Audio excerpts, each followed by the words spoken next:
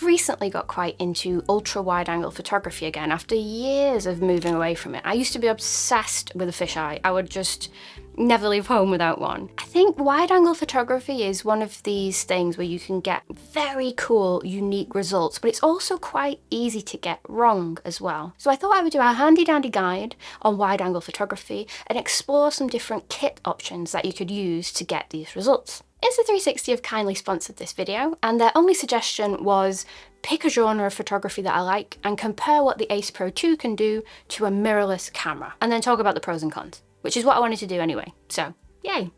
Here are the kits. We have the Insta360 Ace Pro 2 with the ultra wide lens accessory, the Canon PowerShot V1, which is a fixed lens sort of premium compact camera, which I'm obsessed with. It has a 16 to 50mm lens, so at the 16mm it is considered ultra wide. And then last we have the mirrorless camera, like my Micro Four Thirds camera, with a plethora of ultra wide angle lenses that I have acquired over the years, big and small. So here are some composition tips. Number one, get close and then get closer, and then when you think you're close enough, get closer again.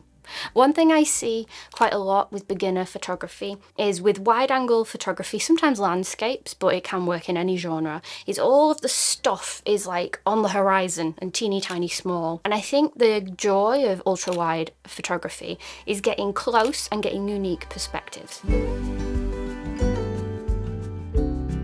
I actually think wide angle photography, ultra wide angle photography, I prefer the screen over any sort of viewfinder.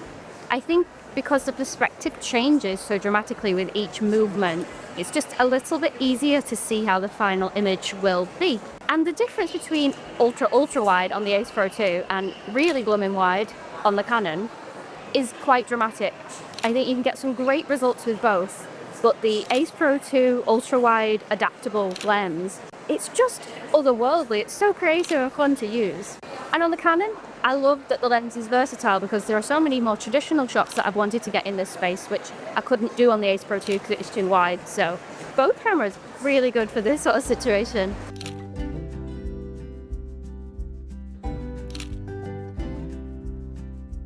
Oftentimes, the eye level shot is the most boring one that you can do. Getting low and angling up can add in some drama, and even getting high and pointing down can tell a very different story as well. So very seldom is it eye level. So bonus points if your camera has a flippy, tilty or articulating screen. Can someone tell me the difference? Because I use those terms interchangeably and always get told off. All three of these camera options do. So if you are into wide angle photography, articulating screens are worth the weight in gold. A great composition tip for wide angle photography is to use leading lines and symmetry, particularly if we're talking about architecture shots. I think this genre of photography, more so than many others, you have to be very precise because one movement in any direction can change the whole thing and make things go from being very symmetrical and pleasing to being like just slightly off and not right at all. And sometimes you can fix this in the edit, of course, with a crop, but sometimes it's the perspective that's wrong and you can't fix it in the edit.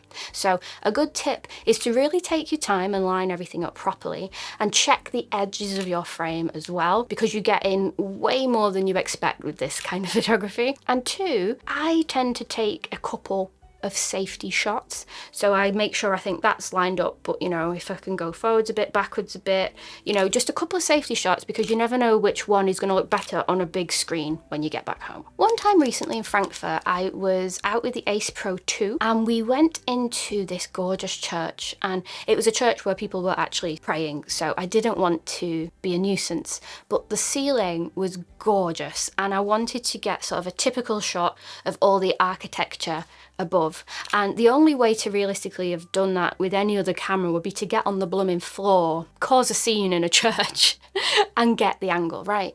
But what I managed to do with the Ace Pro 2, because it's super duper wide and because everything is just automatically in focus with it, you don't have to manually dial anything in, I just stuck the 10-second timer on popped it discreetly on the floor in the middle of the aisle and then walked away. It took the photo completely silently. I came back and picked it up. It was such a fun and incognito way to get this photograph, and the camera itself helped me to do it. And I think the form factor in general from the Ace Pro 2 is a really refreshing thing to experiment with. You can get it into corners that you wouldn't normally get. You can place it on the floor and angle things up, and you can even sort of squeeze it into places where you can't get other cameras. So I was at the top of a tower again on the same day, and I put the camera through the railings to get like a little time lapse and to get some ultra wide shots of the city. I wouldn't have felt comfortable doing that with another camera, and most of them wouldn't have even fit through the bars. Just a quick tutorial on the ultra wide lens. When you put it on the camera, you can go into the accessory settings and choose the wide angle lens. Then the camera will automatically crop out the dark edges for you, so it's all done in camera. However, if you're a camera nerd like me and quite like the look of the rounded edges, if you just leave it in default mode, it will shoot like this instead of this. So it's entirely up to you, but the official way to use it is of course to use the wide angle settings. Scale can be very important with wide angle photography because things can look very, very grand, but if you don't have something to sort of anchor the scene, you don't know if you're looking at something very big or very small. These are small, but the ones out there are far away. One of my favourite sayings in all photography is human for scale. And sticking a human for perspective is always a great idea. It doesn't always have to be a human, it can be anything for scale, just something to show the space. One thing to think about, it's a little bit humorous I suppose, is if you are shooting with a wide angle lens and you do want a human in the scene, either they're very small as like a whole person in the scene, and that's fine, but if they get close to the camera at all, you don't want faces at the edges because the barrel distortion makes people look crazy. So if you do want a face that's prominent in the scene, like one of these selfies that I took that I really like, make sure the subject is bang in the center where the barrel distortion is the least, and then it doesn't affect the features. At the side, things start to look very funny indeed. Now when it comes to wide angle photography, you've got a couple of lens choices with fisheye versus rectilinear.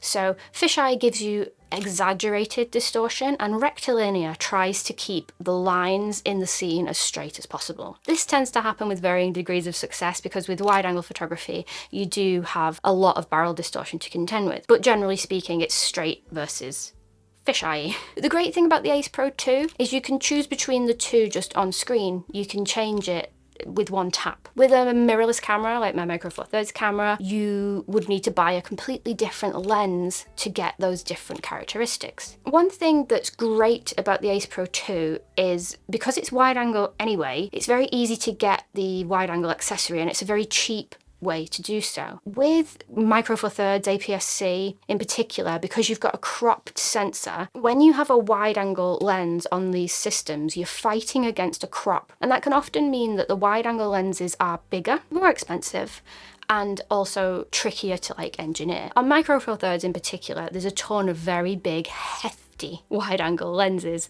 You can get little primes as well, but it's something to bear in mind. The little wide angle lens on the Ace Pro 2 is very silly, in the best way possible. It gives you 189 degrees of view. And this means when you stick it on the ultra wide settings, you can even see inside the lens itself, so you'll get like a black ring around it. Or you can punch in slightly and have that cut out. And I like that it comes in this little rubber pouch, so if you do want to go out and have some different lens choices with the Ace Pro 2, you're looking at this much rather than like a whole lens. And in retrospect, I think the Ace Pro 2 and the Canon together, because I've had them this year, because they're so convenient to take out and access those wide angle focal lengths, I think that's what's got me back in to wide angle photography, to be honest, because with Micro Four Thirds, it's taking out a different lens to get one or two very specialist shots. Whereas with these two setups, it's just built in and there's no faff.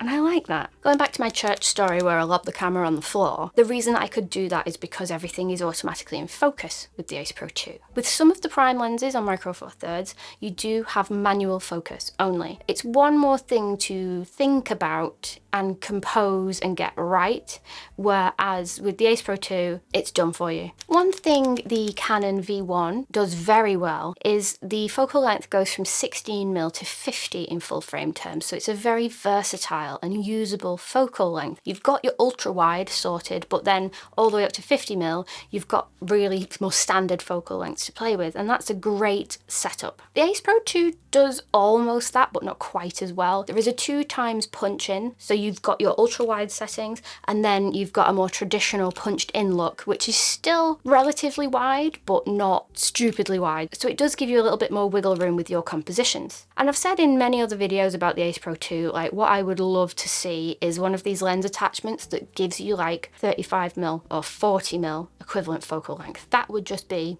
mwah. I don't know if it's remotely possible, I'm not a camera engineer. Maybe that's something they could consider for the Ace Pro 3 one day when that comes out. No idea when that'll be, but it would be super cool. So how about a little photography challenge for you? If you have an action camera, maybe you have an Ace Pro 2, maybe you have something else, maybe you have a wide angle lens that's gathering dust on your shelf like mine have been doing, go out and do some wide angle photography. Go out with just the idea of getting some mad perspectives in your shots. You can even use like the 0.5 lens on your phone in a pinch. I think it's a great way to see the world, and you can get some really unique perspectives as well. And if you do have a go, then tag me on Instagram. I'm Emily May Lowry over there. I would love for you to join the behind the scenes stuff that I do over there, and I'd love to see your photos as well. Also, if you're watching this video between these dates, Insta360 are running a photo contest as well. You just need to use this hashtag on Instagram to get involved, and there's loads of prizes up for grabs, including a Leica Q3. So tag me, I'd love to see them,